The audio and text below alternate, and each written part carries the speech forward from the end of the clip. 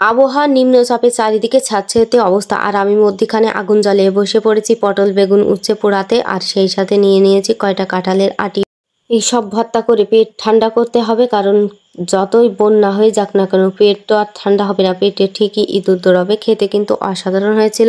আসসালামু আলাইকুম। এজন্য চলে আসছি আমাদের মরা বেগুন খেতে, যেখানে এই যে দুই একটা বেগুন ঝুলছে, তার থেকে নিয়ে নিলাম একটা বেগুন। গাছে একটাই মাত্র উচ্ছে হয়েছে, ভাবলাম এটাও দিয়ে শুরু করে দিই। পাঁচমিশালি ভর্তা আর কিছু নিয়ে নিয়েছে কাঁঠালের আটি। কাঁঠালের আটির ভর্তা ভাই অন্য লেভেলের স্বাদ, এটার স্বাদ না খাওয়া পর্যন্ত কেউ বুঝবে না। এই সব সবজির মধ্যে বেগুনটা একটু সাইজে বড়, যার কারণে বেগুনটার একটু ভালোভাবে কেটে কুটে সাইজ করে নিলাম। আর এইগুলো সব কিছুতে আমি সর্ষের তেল মাখিয়ে নিয়েছি। কাঁঠালের বিচিগুলো একেবারে পোড়া পোড়া করে ভাজি করে নিয়েছি।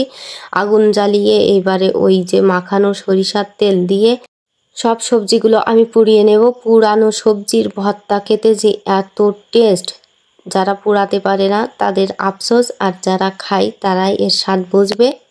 চারিদিকে বৃষ্টির পানিতে স্যাঁতসেঁতে অবস্থা, কিছু করার নেই। এই অবস্থায় হীরা মানিক মুক্তা খেতে দিলেও খেতে পারবো না, কারণ মুখে কোনো রুচি নেই। আর মুখে যখন বাঙালির রুচি থাকে না, তখন বাঙালির প্রধান অস্ত্রই হচ্ছে ভর্তা ভাত। এই সব কিছু পোড়ানো শেষ। এইবার আমার মার বাপের বাড়ির সম্পত্তিটা বের করে আমি কাঁঠালের আটি থেতো করে বেটে পুরো তামা তামা করে দেব। কাঁঠালের আটি বাটা শেষ। এইবার পটলগুলো ভালোভাবে নিপিস করে বাটতে হবে।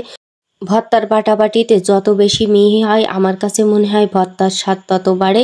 আর যাদের গায়ে বল নেই, তারা হচ্ছে যে এক দৌড় মেরে বিলিন্ডারের কাছে যে একটু ফিনিশ করে নিয়ে আসতে হবে।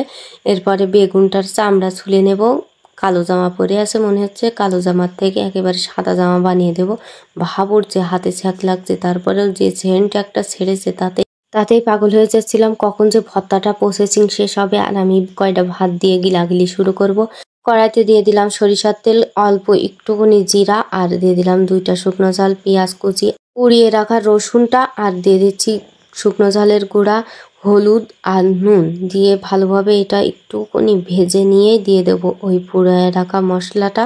মানে আমাদের আজকের রেসিপির সুপারস্টার বেগুন পোড়া, পটল পোড়া আর হচ্ছে কাঁঠালের বিচি ভালোভাবে মাখিয়ে পুরো ভাজা ভাজা করে ফেলতে হবে। আমি কিন্তু খুন্তি দিয়ে যে আস্তে আস্তে ভাবটা ছিল সেটা একেবারে মিহি করে ফেলেছি। গরম ভাত নিয়ে বসে পড়েছি, আর একটু দেরি করা যাবে না। খাবলা মেরে এক খাবলা তুলে নিলাম প্লেটেতে, খাওয়া শুরু করে দেবো। এত টেস্টি হয়েছে, মনে হচ্ছিল সারাদিনই খাই এই দিয়ে, পুরো বর্ষাকাল ভাত খাবো, আর কোনো কিছুই লাগবে না। শীত গ্রীষ্ম বর্ষা ভর্তাই একমাত্র ভরসা, এই স্লোগান নিয়ে আমি খেতে খেতে চলে যাচ্ছি। আল্লাহ হাফেজ।